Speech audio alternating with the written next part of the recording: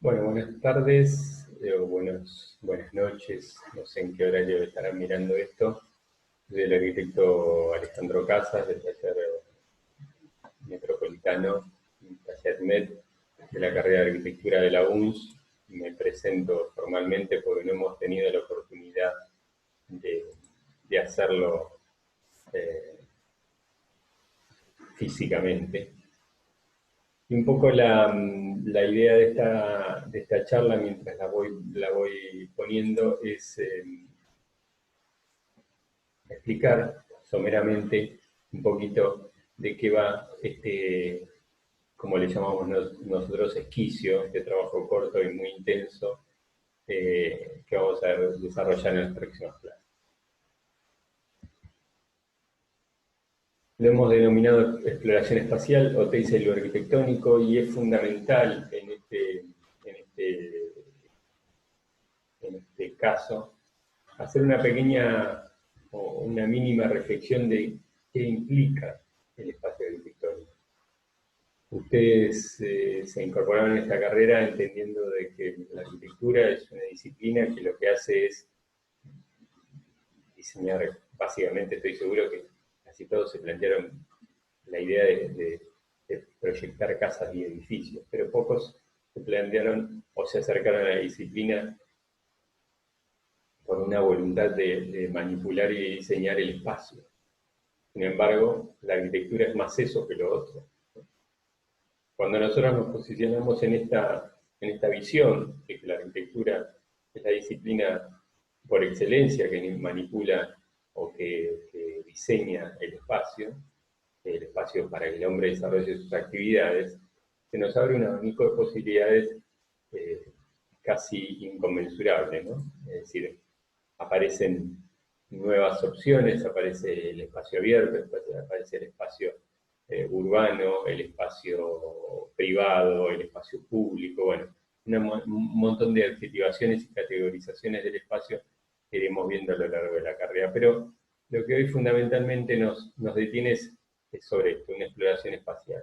Y vamos a usar para eso la obra de un escultor bastante particular que se llamaba Jorge Teiza, que ahora lo vamos a desarrollar. Pero quiero comenzar esta charla hablando básicamente de esto, de la escultura, ¿no? Esta es La Piedad de Miguel Ángel, no sé si la conocen, es una escultura que sin duda es magnífica, es una de las grandes obras de la historia de la humanidad, de 1499, Miguel Ángel Buonarroti, como les decía, está, está en Roma, está en San Pedro, y esta escultura lo que representa, lo que viene a representar es con una fidelidad increíble, cómo la Virgen recibe a Jesús en sus brazos bajándolo de la cruz, ¿no?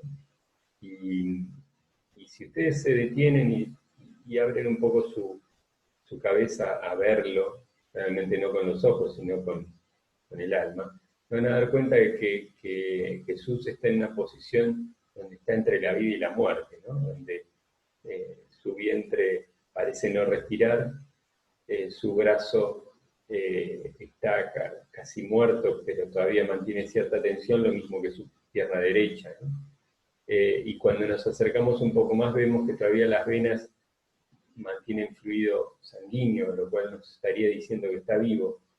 Esto es realmente magnífico. Pero si entendemos que además esto, como lo dice ahí en una frase, está hecho a partir de la sustracción de masa de un gran bloque de piedra, es decir, nosotros vemos esto, perdón que se me disparó esto, acá había un bloque gigante de mármol, ¿no? que por eso lo puse sobre negro, que Miguel Ángel fue quitando todo lo que sobra, como lo explica en esta frase. Dice, acá vamos a correrme, así pueden verlo. Dice, no tiene el óptimo artista ningún concepto que el mármol solo en sí no circunscriba con su exceso, y solo tiene ese artista la mano que obedece al intelecto, o sea, lo que hay que sacar es lo que sobra. Humberto Eco lo explica de esa manera. Miguel Ángel sostenía que la escultura se le aparecía contenida virtualmente en el mármol originario, de modo que el artista no tenía más que quitar de la piedra lo superfluo para sacar a la luz la forma que el material ya contenía en sus vetos. Este es el libro Historia de la Belleza de Humberto Eco.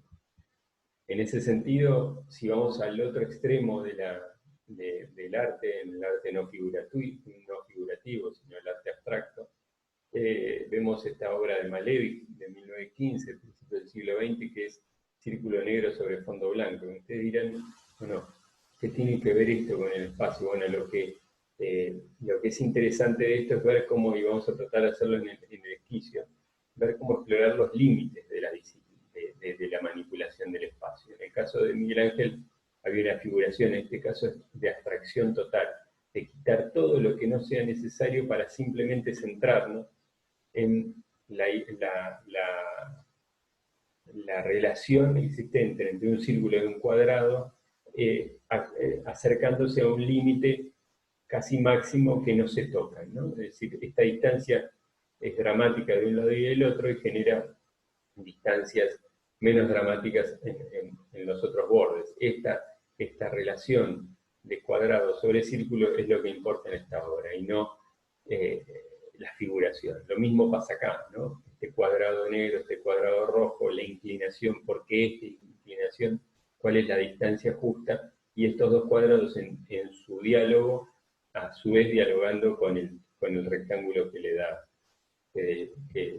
contención. Si eso lo llevamos a la arquitectura, vamos a ver, esta es la casa Farnworth de Mies van der Rohe, de 1949. Este es un plano de situación, y fíjense la intencionalidad de pintarlo de negro, pintar la casa de negro para, así como en el cuadro de Malevich, poder intencionar la mirada hacia cuál es la distancia, cuál es la posición de la casa en el terreno, cuál es la distancia justa con el río, la distancia justa con el acceso, la distancia justa con la carretera, que originalmente, como ven, es esta punteada que estaba acá.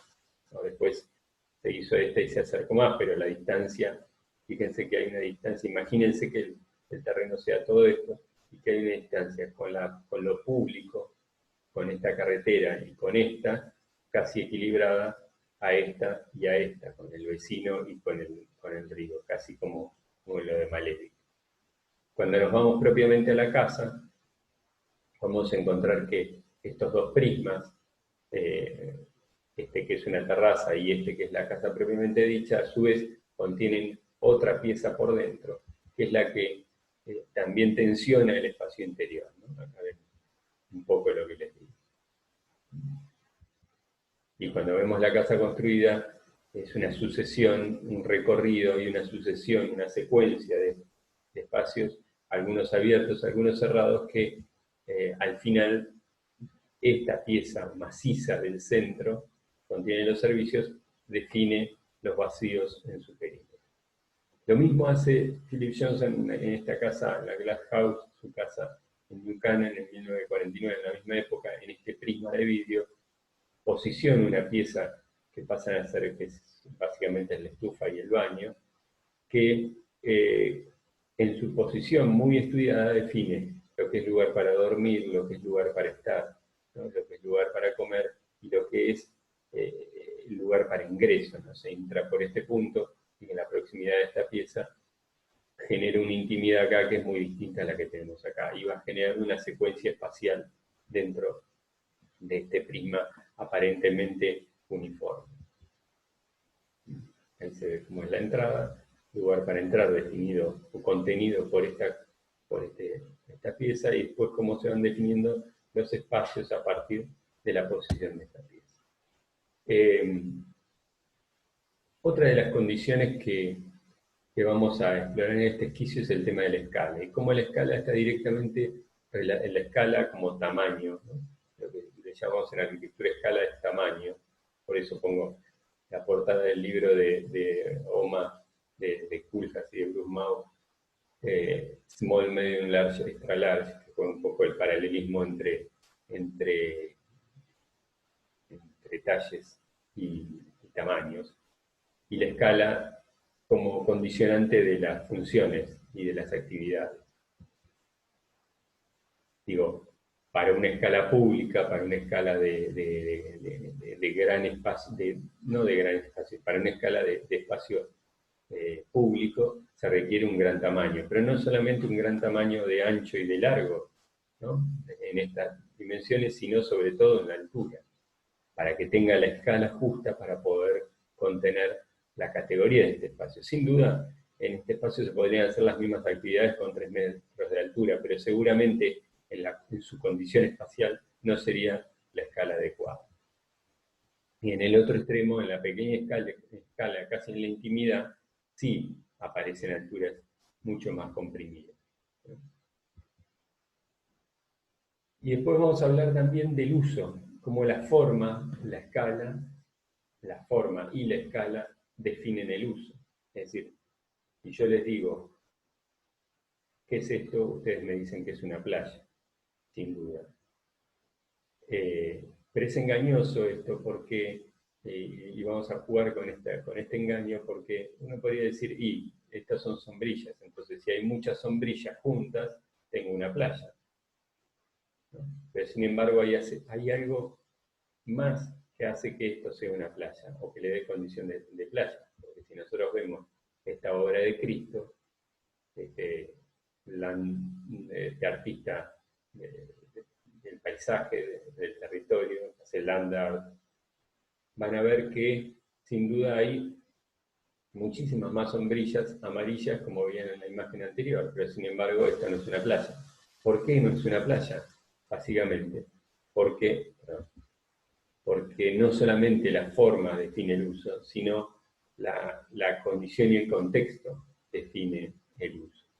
Entonces, en ese sentido, para que esto sea una playa, tiene que haber arena y tiene que haber agua, y tiene que haber gente que la esté usando como playa. En este sentido, esto se transforma en una obra de arte. Y lo que hace muy inteligentemente Cristo en esta intervención es, a partir de hacernos reconocer la escala del objeto individual, repetido n veces en un valle, nos da real dimensión de la escala del valle. Bueno, para todo esto intentaremos hacerlo con la obra de Jorge Oteiza. Este es un libro, es el libro de Emma López Baúd, que es una arquitecta española que no vamos a adentrarnos tanto vamos a hacer una pasada muy somera por la obra de Oteiza, porque ella nos va realmente a dar una charla específicamente para nosotros, hasta el fin, que estará subida al canal de YouTube próximamente, pero que habla de esto, de Oteiza como escultor y lo arquitectónico.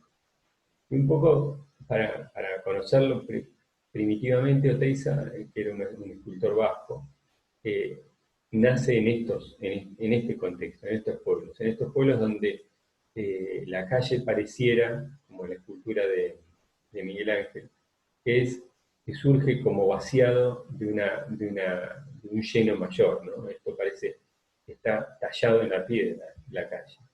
Y un poco en la escultura de Oteiza tiene en sus primeras esculturas esa voluntad, esta maternidad, esta escultura que todavía es figurativa, lo que manifiesta casi nos obliga a entender de que esto es un prisma de piedra que se le fue sacando material hasta encontrar, como decía Miguel Ángel, la forma de la escultura. Sin embargo, en el otro extremo de su desarrollo como escultor, empieza a desarrollar estas esculturas que la forma ya no es figurativa y lo que hace es mostrar el vacío entre esferas próximas en el espacio, esferas imaginarias. Imagínense, estas formas son esferas que al aproximarse generan un vacío que se llena con material, y esta es la escultura que están viendo. Lo mismo hace con esto, ¿no? Estas esculturas, estos cubos, de los cuales vamos a trabajar con ellos, son simplemente los límites para atrapar el espacio, para contener el espacio.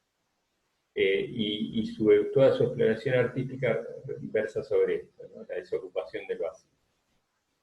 Acá tenemos la caja metafísica por conjunción de dos triedros. Acá ven los dos triedros, un triedro y el otro triedro, tres lados triedro.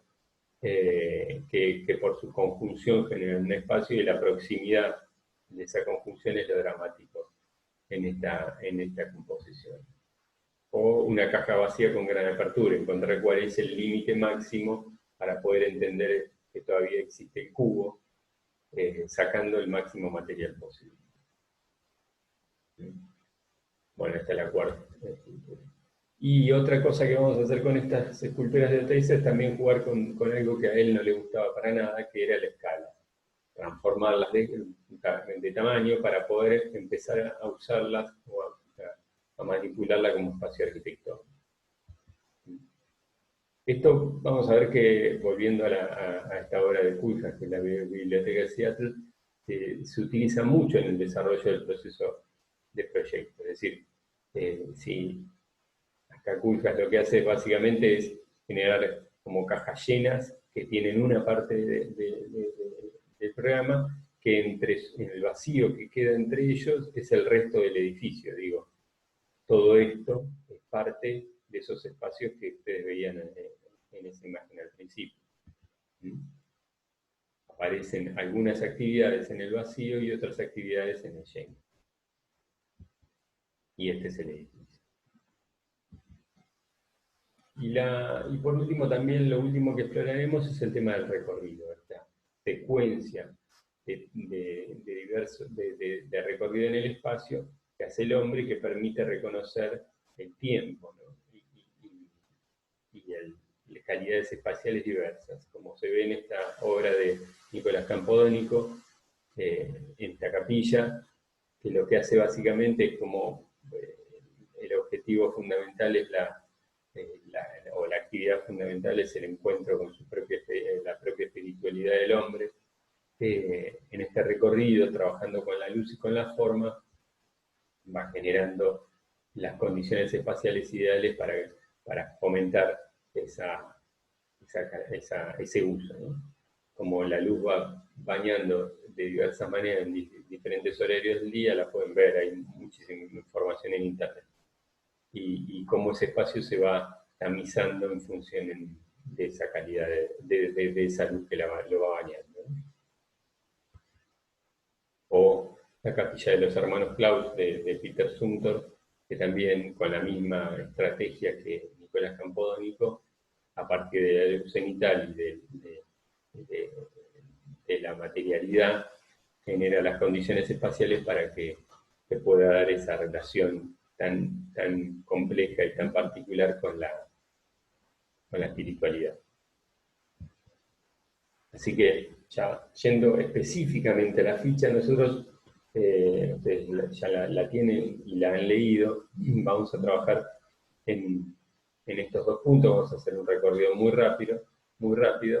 En principio, trabajando en el punto 1, el espacio y la escala, como decíamos. Vamos a construir la maqueta, cada uno va a construir una maqueta de uno de los modelos que cada ayudante le asignará específicamente.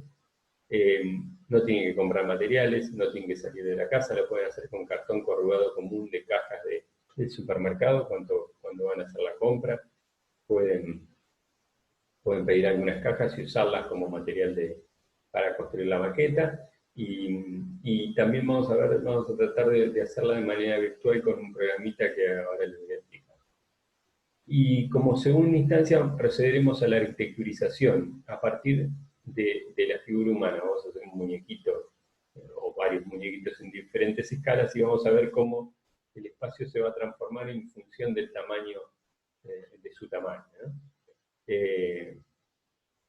La vamos a llevar a que esto de 30 centímetros tenga 3 metros y después que tenga 6 metros. Lo vamos a representar, no lo vamos a hacer la maqueta de 6 metros.